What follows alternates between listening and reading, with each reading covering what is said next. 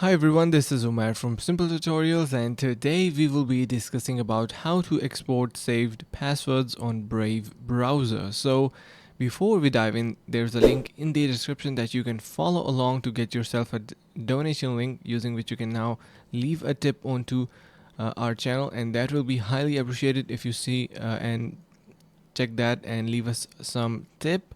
So jumping on to the process, as you can see, to export passwords on Brave browser, you are going to be clicking on these three lines on the top right side of your screen. At the bottom, you will be able to see settings option. Click on that.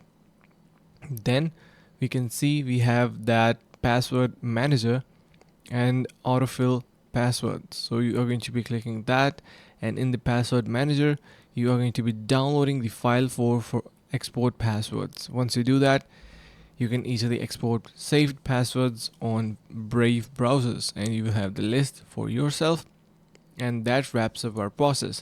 If you find this video interesting, you can simply subscribe to our channel, like the video, and share with your friends. Also, do not forget to head over to the link in the description to simply donate to our channel, as it is going to be really appreciated and highly helping. So yeah, that is it for this one. See you guys around in the next video.